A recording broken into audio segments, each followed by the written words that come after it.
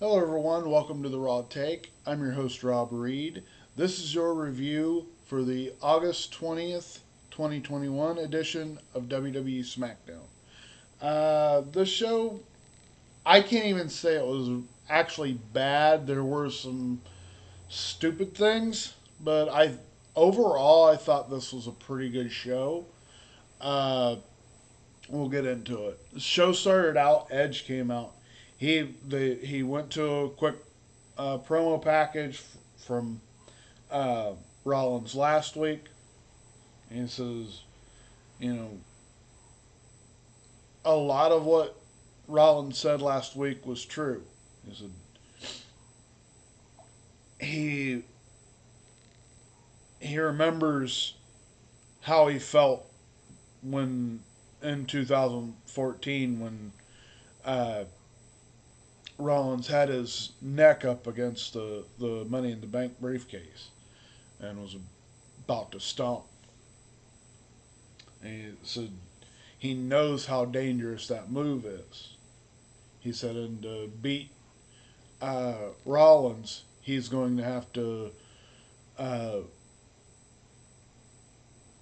go to a dark place to finish Rollins. And he really, a lot of this promo really felt like an old Mick Foley promo. A lot of time. He even had some of Mick's cadence. And not to say that's a bad thing. I thought this was a excellent promo. Uh, but he even had the same kind of inflection in his tone when he spoke to like Mick Foley would talk when he was really getting into his crazy act. And he finished up with the line. He said, "At SummerSlam, I'm going to burn you down." Uh, really excellent promo to start the show. Um, Next, we have another rematch. It's Rey Mysterio versus Jey Uso.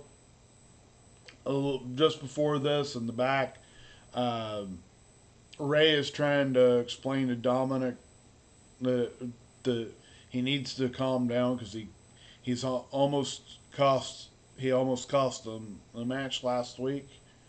Um, I get the feeling they have to be turning Dom at SummerSlam. I just don't see uh, any other way to go about it. He's because if not, he's just a little snot nosed punk. And usually, if someone's playing a snot nosed punk, it's up. It's to move forward to being a heel. Uh, I get being someone that's over a little bit cocky, but like he's starting to come off as overbearing, and I'm hoping that that's by design and that's what they're going for, uh, because uh, he's Dominic is really unlikable right now. At one point in the match, Ray goes for a roll up, and Dominic tries to do the thing where he helps leverage, but the referee catches him, kicks him out, and while he's getting kicked out, he gets beat up by the Usos. Ray tries to help Dom, he gets beat up, thrown back in the ring, and Jey Uso picks up the win. Um, yeah, it really looks like Dominic is going to be turning heel at SummerSlam. That would be my prediction this week. Next, Baron Corbin comes out carrying the Money in the Bank briefcase. He has another match with Kevin Owens, and this makes no sense whatsoever. They literally had a match where Kevin Owens was like, "If I beat you, you can't You need to stop this crap. And he beat him clean. So during this match, Big E comes out. Corbin sees him and he goes and grabs the briefcase. Big E tries to fight him away, but Corbin shoves him into the ring post, grabs the briefcase, and runs off. So it makes Big E look bad, which is exactly what we want to go for here. It's not like we had WWE had the most perfect setup for Big E to win his championship, and now they're going to screw this all up, aren't they? They're going to give it to Corbin, aren't they? They're going to have him cash in, aren't they? Because they've already proven that contracts don't fucking matter.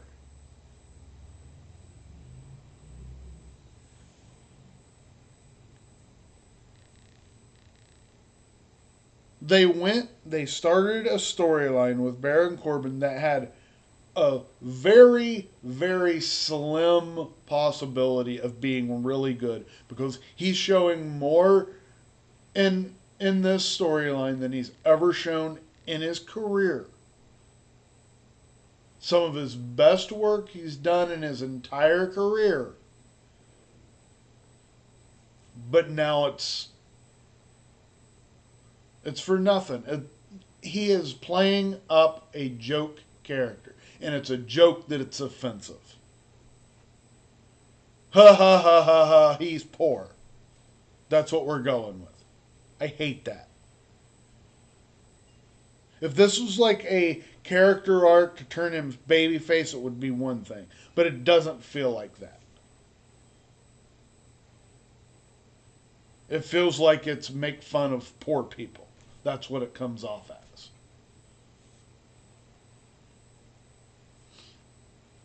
Next, we have a backstage thing. Bianca Belair, she's going to have 2 matches tonight, back to back, against Zelina Vega and Carmella. Matches we've already seen before, but I mean, it's WWE, so we shouldn't be surprised anymore. Okay. This next part is the absolute dumbest thing on the entire show. Shotzi Blackheart and Tegan Nox have a tag match against the returning Natalya. I was happy to see Natalya back after she got injured. And she was able to recover quickly, come back. So we have a match between Shotzi and Tegan Nox. They're taking on Natalya and Tamina. It's another one of these championship contenders matches. Shotzi and Tegan, coming into this match, have already beaten Natalya and Tamina twice. And I specifically heard Michael Cole say, if they win, if Tegan Nox and Shotzi Blackheart couldn't possibly win, they may get a title opportunity in the future. What is the fucking point of a championship contenders match if it's not directly stated if this person wins then they get a title shot? I thought that's what the name championship contenders match implies.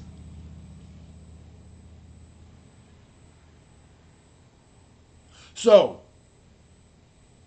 Shotzi and Tegan pick up a roll-up victory over Tamina and Natalya. Their third win over Tamina and Natalya. And Michael Cole has the fucking gall to say, It's an upset victory. No, it's not. They've won 3 times now.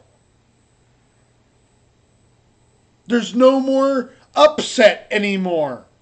When they've beaten them 3 times in a row. They're undefeated.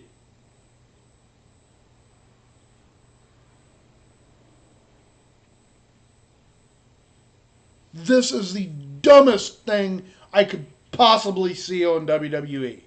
And that covers a lot right now.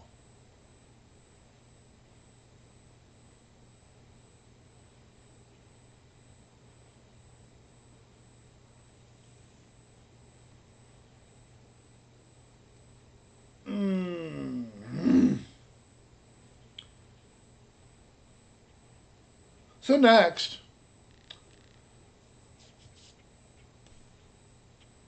Seth Rollins comes out for his rebuttal.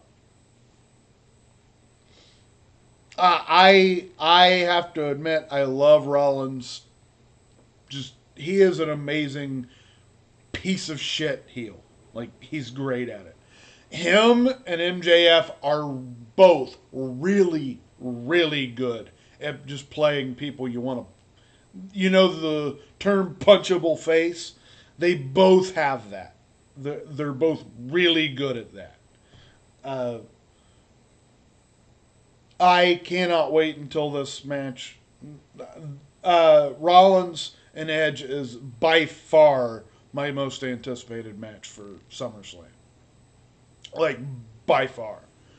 Um, so he says there's no shame in Edge's shortcomings.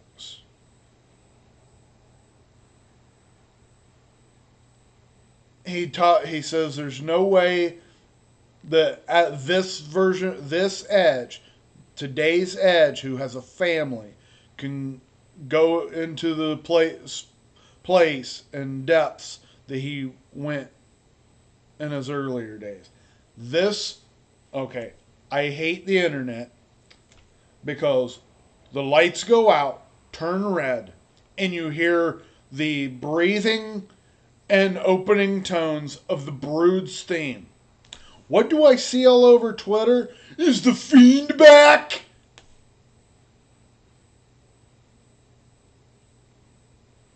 No! It's the Brood theme. One of the most popular themes in WWE history. So, Edge pops up on a like red on the Tron and red lights, and he does his old phrase from when he was in the Brood: "Beware, take care, the freaks come out at night." And Seth Rollins is covered in a Brood bath. Oh, fuck you. It's called a bloodbath. They changed, it looks like they changed the color to purple because we can't have it look like blood anymore. Because that wouldn't be PG. Oh, fuck off. Overall, I love the angle. Again, this is my most anticipated match of SummerSlam. I do expect Gangrel to come out. Of course, they're going to pretend like there was no third member of the Brood, but we'll get to that. I do think Gangrel will come out. I fully expect Edge to come out to the Brood theme, him come out of the flames. If not, then they've completely fucked that up. You do not tease. I'll go into what my next review is going to be. You do not tease something for a show and then don't deliver on it. Okay? So if WWE are teasing the Brood, then they better do the Brood entrance. I know they don't have Christian, But there better be Gangrel and Edge coming out of the flames. If not, then what's the point of pretending like the Brood's back?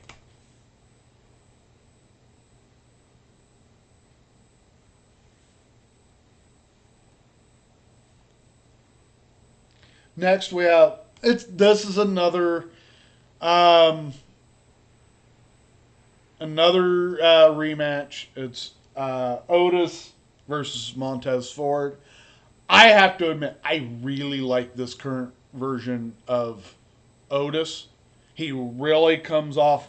He really comes off like Vader, both in look and in the way he wrestles. Like he's even doing the Vader bomb as his finish now. He looks really good, and he did. Montez Ford has a new look too. He's wearing like boxing shorts. He's got his hands like taped up. But Otis did he did a Judas effect elbow that looked like way more damaging than anytime Jericho's ever done it. He did a spinning back elbow and it looked brutal. I really like Otis. Yes, it's another pointless rematch, but like this was 100% squash. Like Montez Ford got almost zero offense at all. It was a total squash. Uh, I'm not mad at that. I'm not mad at that. I want to see Otis get a push. I want to see him get like a Vader-esque push. Of course, we saw how WWE pushed Vader back in the day. Okay, next, Nakamura and Rick Boogs are in a tag match against Apollo Crews and Commander Aziz. Okay, Boogs actually looked really good here. I will give him that. Rick Boogs surprised me. He has some really good like belly to belly suplexes and stuff like that. Uh, really cool looking offense. Okay, they have been building up Commander Aziz as this unstoppable monster for months since WrestleMania. You know, he was beating the crap out of Kevin Owens and beating up Big E and all this stuff. They lose this tag match easily. Rick Boogs pins, not Nakamura. Rick Boogs pins Apollo Crews, the former champion. Clean. 100% clean. Like completely derailing this Aziz Apollo Crews. I mean, it's not like they've like heavily pushed them the last 6 months. They haven't really tried their best hand here. I remind you, this is the go home show to SummerSlam. So next, Bianca Belair has her 2 matches. First is Zelina, very quick squash. Bianca wins quickly. Carmella then like immediately attacks. They set up the next match. It goes a little longer, but really it's the same thing. Bianca wins pretty handily here. So I didn't have a major problem with this. It is a shame. I do worry about the SummerSlam if Sasha Banks is making it.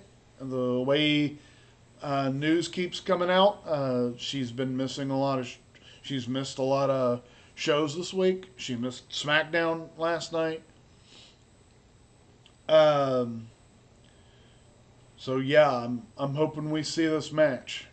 And finally, we have the final standoff between Roman Reigns and John Cena before SummerSlam. Another big pop for John Cena. Uh, I was not really a fan of Cena's promo tonight. Can't I have to admit? Uh, he really has proved Roman correct lately on the mic. That he says the same like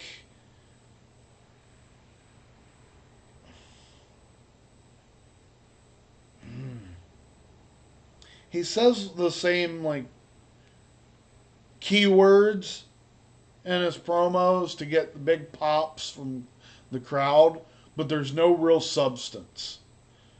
I get the whole one, two. I only need to pin you for one, two, three. Okay. Roman Reigns says if he does not beat John Cena, cannot beat John Cena at SummerSlam, then he'll leave the WWE. They go to shake hands, and Cena does rolls up uh, Roman Reigns, and it's an obvious 2 count. Like there's no way the length of time he had him rolled up would have been a 3 count. But you hear Michael Cole say 1, 2, and like as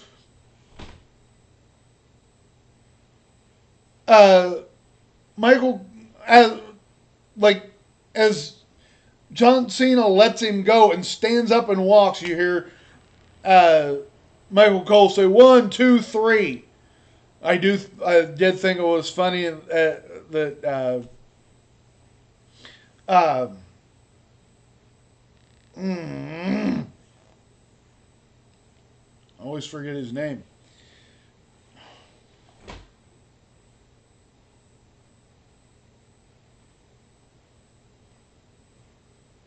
But the other guy, he says, no, he kicked out at 2, which was funny because it did look like he kicked out at 2. So it looks like the big match is if Roman leaves, if Roman loses, he leaves WWE. Like that's going to happen. We know that ain't going to happen. Um, so that's your review for SmackDown. If you like this video, drop a like. Subscribe to the channel for more videos. Comment down below. Follow me on Twitter at Mr. Rob Reed, and I will see you in the next video.